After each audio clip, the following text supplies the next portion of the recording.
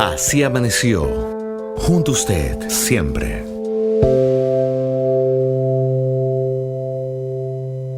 Gracias por continuar con nosotras en Así Amaneció. Son las 8 de la mañana con 8 minutos. Saludamos a nuestro siguiente invitado. Es el ministro de Salud Pública, el doctor Juan Carlos Ceballos. Buen día, ministro. Gracias por estar con nosotras. Buenos días, María Josefa. Siempre un gusto volver a estar con ustedes. Gracias a usted. Hoy día se celebra el Día Internacional de Cáncer a la Mama. Las mujeres tenemos esa obligación constante de chequearnos, de tomar conciencia contra este cáncer de mama. A veces con temores, a veces sin ellos. Logramos llegar a tiempo a los médicos y otros no llegamos a tiempo. Estamos conscientes de que hay una responsabilidad ciudadana como persona, de estar alerta y de conocer su cuerpo para cuidarlo. Pero también hay otro lado, que es la salud pública, que debe de estar lista o salir al encuentro de esta situación. En este día, Juan Carlos, ¿cómo puede usted evaluar la salud pública frente al cáncer de mama en particular? Bueno, en primer lugar, María Josefa tiene razón, el autocuidado debe ser la cuestión más importante, el asunto más importante que las mujeres tienen que hacer. Hay varias técnicas que se han descrito de examen de la mama, segmento por segmento, frente a un espejo. Es absolutamente importante que las personas hagan eso, pero el ir a un médico si es que encuentra un nódulo, especialmente en la parte interna, es decir, pegada a la línea media del cuerpo, especialmente pegada al esternón. Si hay una nodulación que no había antes en el examen que se hace, entonces tiene que recurrir al médico. Ahora, lo interesante de todo esto es también que el cáncer de mama no solamente da a las mujeres, da obviamente de manera mayoritaria a las mujeres, pero también hay cáncer de mama en hombres. Entonces, si bien es cierto, y lo dijimos, y en buena hora coincidimos, Juan Carlos, que en primer lugar está la prevención a través del chequeo y de explorar nuestro cuerpo, hombres y mujeres. Pero como salud pública, ¿cómo usted evalúa al Ecuador frente a esta realidad pues terrible del cáncer, en particular del cáncer de mama?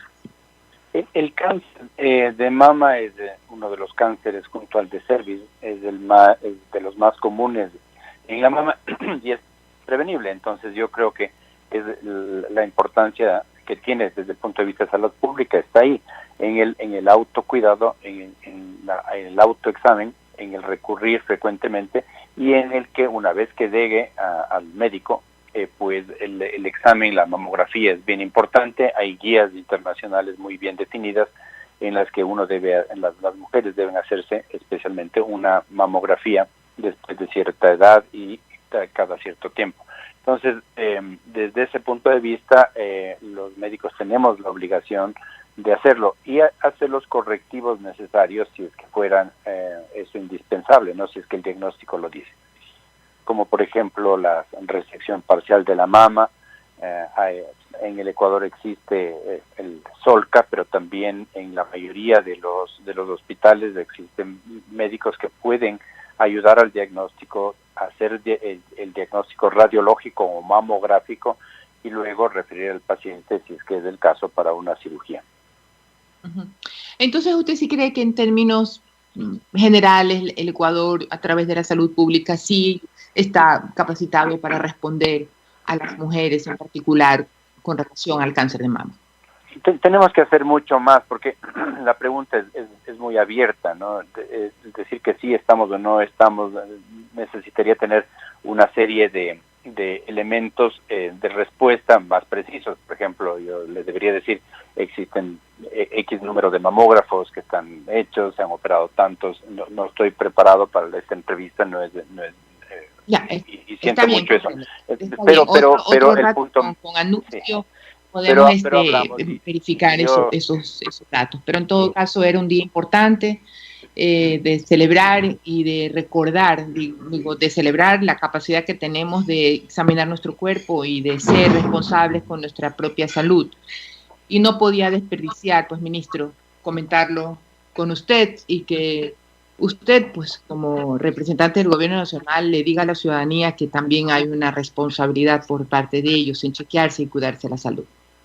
Por supuesto, y eso queda. Eso es así. Nosotros seguimos incrementando y seguimos actualizando en términos diagnósticos que son oportunos, como son, por ejemplo, el examen de mamografía y como es la referencia para tratamientos, si es que es el caso, por ejemplo, de oncología, de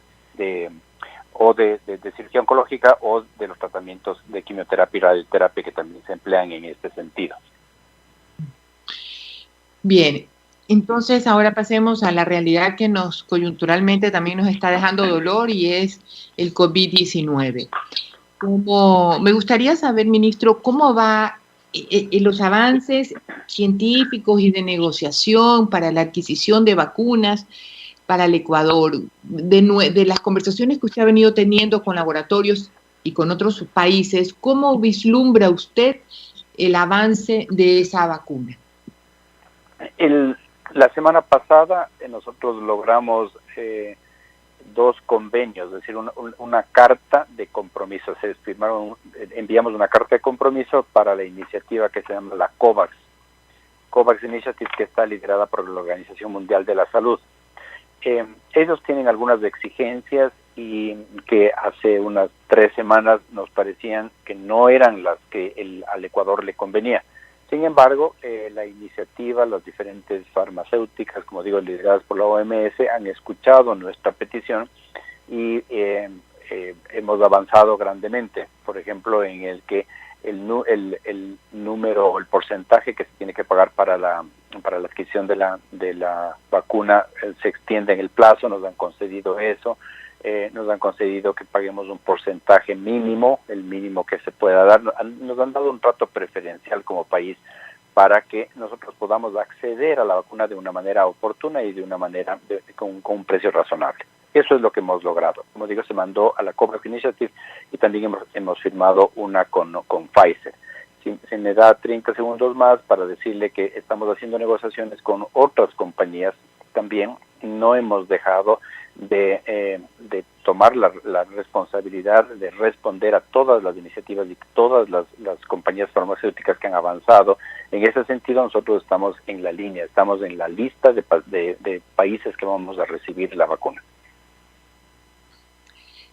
El número de contagiados pues sigue, porque como no hay vacuna, pues no va a ser un poco difícil que se termine el virus. ¿Usted cree de esa situación en la que usted vive diariamente, tan cerca de los hospitales, de las políticas públicas, que esto trata de que las personas aún no asumen la delicadeza de la situación mundial o trata de algún otro factor? No, yo creo que hay como verlo esto desde varias ópticas. La primera, yo debo rescatar la responsabilidad ciudadana en términos del uso de mascarillas, ¿no?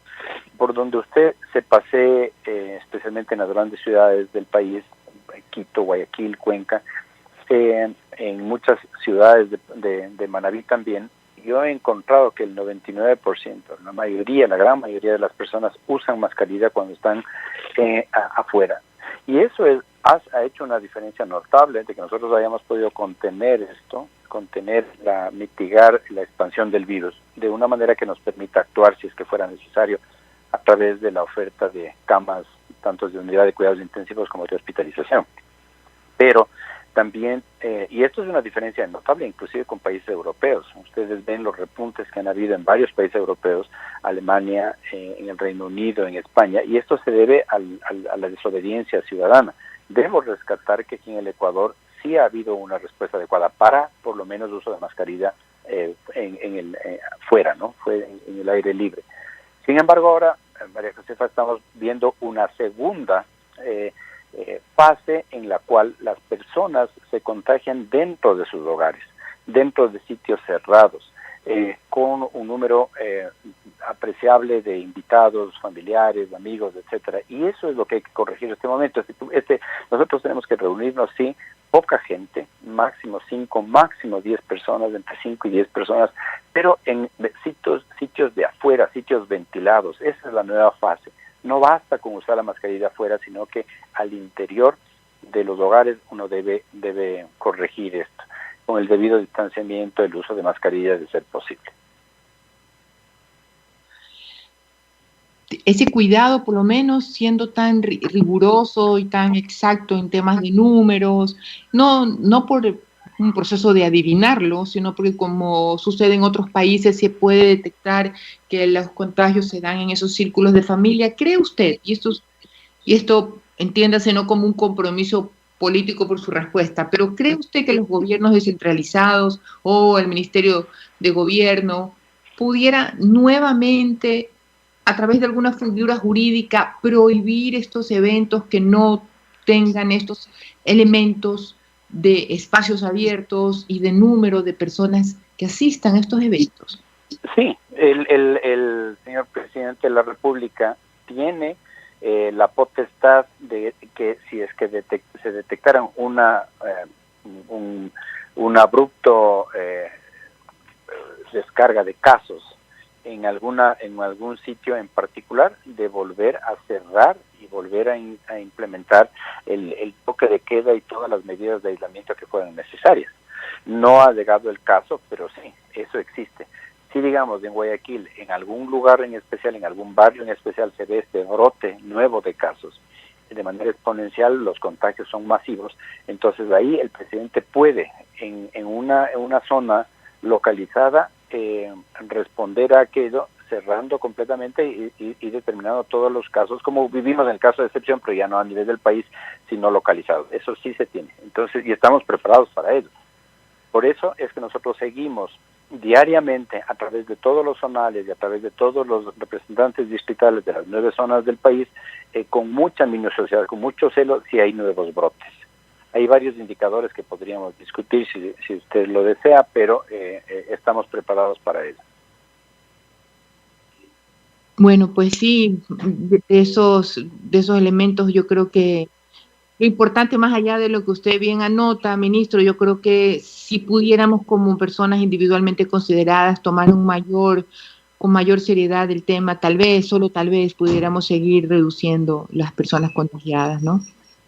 Eso es así, pero vea, la pandemia no ha terminado, más casos van acumulándose, porque los casos que nosotros presentamos, por ejemplo, de los 153.289 casos al día de hoy, con casos confirmados con prueba PCR, va a ir a un aumento, porque no hay una vacuna, eso no, y además son datos acumulados. Lo importante de esto es tener esa conciencia ciudadana y la radio ayuda muchísimo a difundir este mensaje. El mensaje de esa corresponsabilidad, de la responsabilidad individual, de la responsabilidad familiar. Tenemos ahora en esta nueva fase, una vez que hemos cumplido bien con la mascarilla afuera, en áreas externas, el cuidarnos muchísimo al interior. Eso es indispensable y yo creo que tenemos que continuar haciéndolo.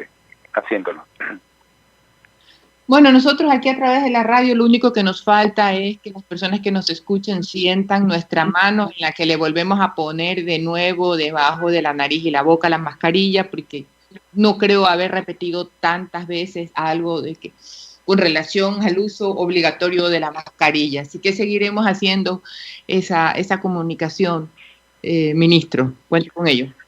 De acuerdo, y eso se le agradece al país, Mire, somos uno de los pocos países en el cual hay una disminución de los casos respecto a las 2-3 semanas previas, y es gracias a esa responsabilidad personal que cada uno hace. Como digo, ahora estamos en una nueva fase, tenemos que seguir cuidándonos, de esto no ha terminado, y así lo dicen sus spots publicitarios también, que me alegra muchísimo oírlos. Gracias. Muchísimas gracias, Juan Carlos, y buena suerte en su gestión. Encantado, hombre, fue un gusto. Buen día. Buen día, 8 de la mañana con 22 minutos. Hemos conversado con el ministro de Salud Pública, el doctor Juan Carlos Ceballos, sobre la situación actual en el país del COVID y de los avances en las negociaciones y la adquisición para un futuro no tan lejano de vacunas para el COVID.